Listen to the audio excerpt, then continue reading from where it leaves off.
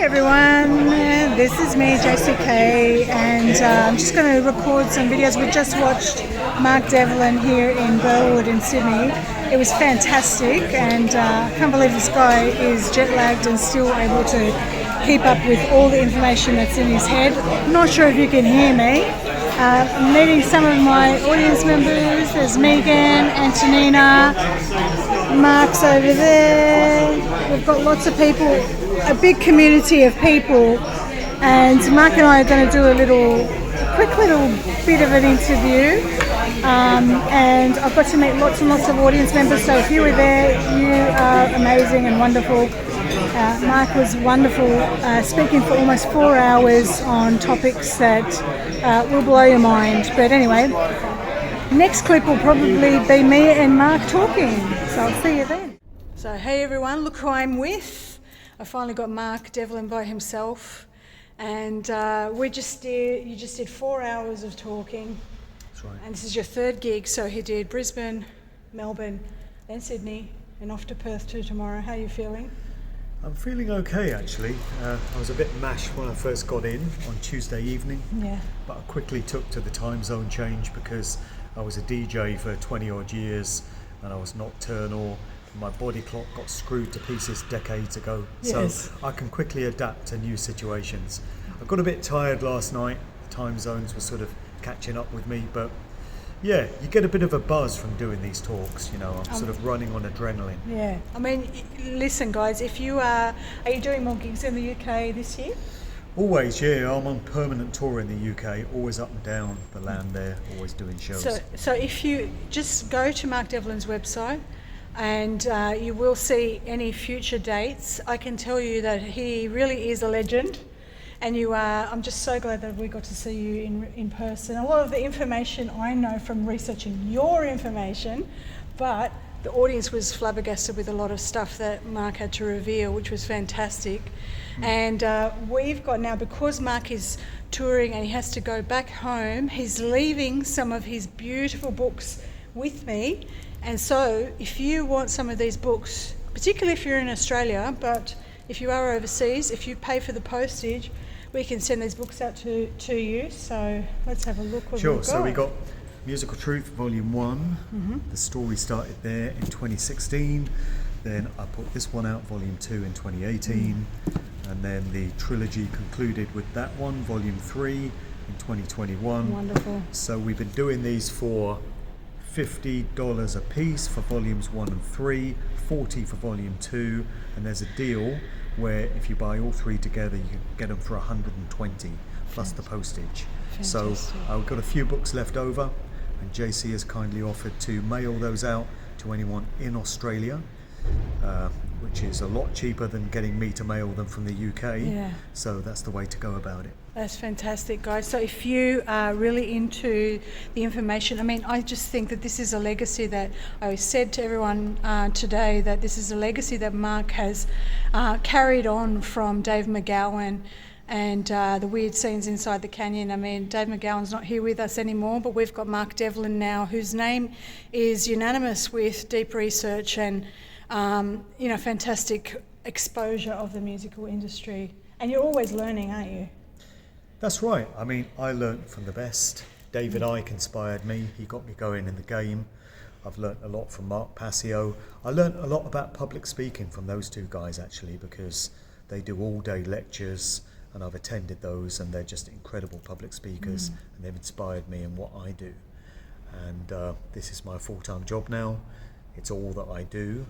And as you say, I've kind of taken the baton from Dave McGowan. I feel he's inspired me in a lot of this sort of research. So fantastic. Incredible to be out here in Australia, because there was a point where I thought I was never going to get to travel again. I thought that's it now.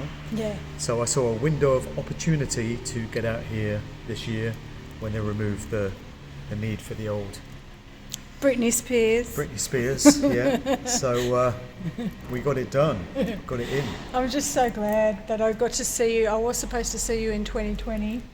And, it just feels like, time stood still and we got to do this. And I think that's a win for the good guys. We definitely think that, and I think that Mark leaves the audience with a positive note, and we could feel it in the audience today that there is so much positivity, despite knowing that these Luciferians really do run these public sort of works, and that they've tried to infiltrate so many different regions of the networks of the world. But so many people are waking up. More and more people are waking up. Yeah, well, I joked at the end that my presentations are sort of 99% doom and gloom, and then that 1% of optimism at the end. But I do always leave things on a positive note, because I do feel that we are going to win. I mentioned in the talk that that's not to say we don't have a lot of challenges ahead. Who knows what's around the corner?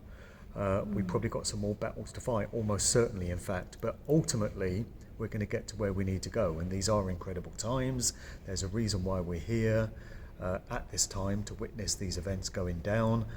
We didn't incarnate into this reality at this time to lose and to go into slavery. It's not why we came. We came to win.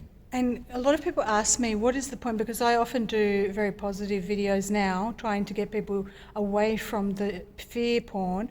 But what is the purpose of what your work is? What do you think the work that you do, what does it serve people in their journey to awaken? It's another piece to the jigsaw puzzle. So others are talking about medical tyranny. They're talking about the lies that we've been told through science. They're talking about the lies that we get through academia and the mainstream media and all this. My contribution is showing how music, popular culture and entertainment has been weaponized and has been used against us for mass mind control.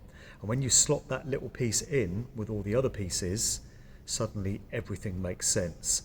And I think I do what I do pretty well. There's many others out there who do a great job of what they do. And when you bring it all together, it all just becomes clear. Because who doesn't love music? Everybody loves music of some kind. So if you can demonstrate that the music industry is completely controlled and completely corrupted, then you've got people's attention. And you can then trade them up to higher truths and show them how this aspect of things fits in with everything else. That's the value of it. I don't really see anybody else doing this full time out there. No. It appears to be a responsibility that's fallen on my shoulders, and I do it gladly because I don't know what else I would be doing in life otherwise. Well, you know, as I was listening to you, we're getting a bit of noise here. As I was listening to you in your show today, it inspired me to do the video that I had intended to do, which was about Jeff Buckley and his death.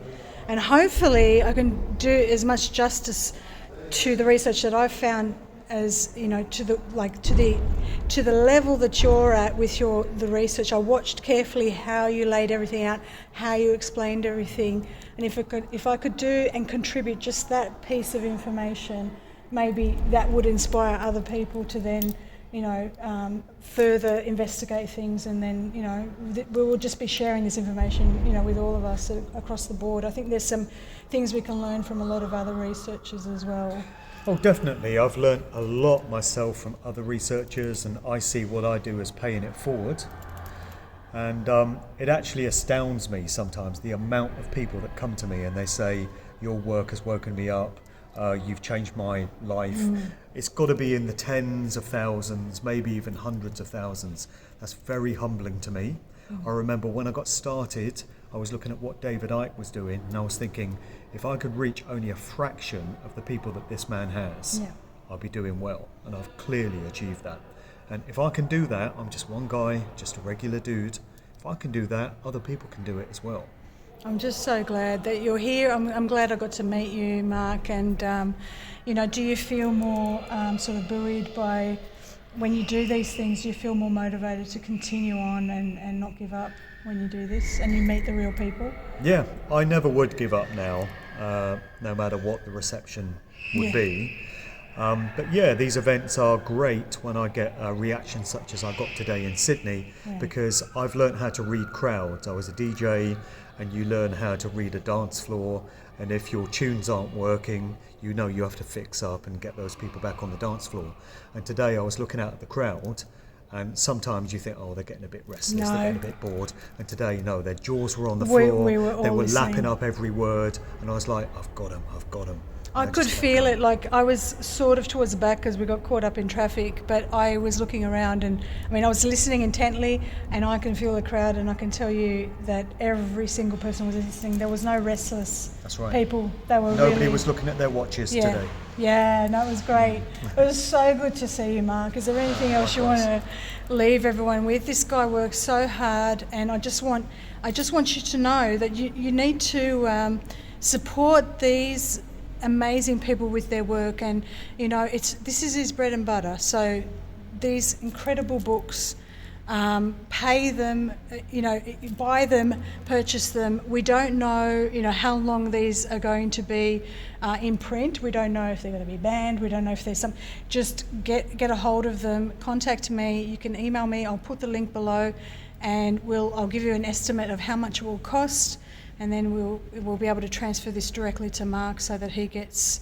He gets the cut of all this hard work that he's done. I'm just so proud of you. Honestly, I was like cheering you on. I'm like, yes, this is your calling, mate. It's just my rightful path. Yes, it is. I'm up there in front of these crowds, and it just feels completely natural to me because this is what I'm meant to be doing. Yeah. So I'll be doing it for as long as the job needs doing, because it's not like anyone else is going to employ me anymore, is it? I'm completely unemployable. So we have to support this kind of work, okay? I would love to have you back on the show. And I don't want to work in McDonald's. No, I really don't. Or an Uber driver. You want to do Uber driving again? I've done that. No, not again. Thank you, Mark. Thank you so much. I love these books. Can't wait to get this out there to everybody. And thank you for coming to Australia. No worries. I would love to come back more often. I know. Who knows what's around the corner? Smaller world. I know. Well, see you, everyone. Yeah, I got in. As long as I get out again, it's all good. It's all good. Just one more day to go. A couple more days to go. Yep. All right. See you guys, everybody. All right. We'll have Mark back on the show. Hopefully it won't get banned. Live in hope. See you. Bye.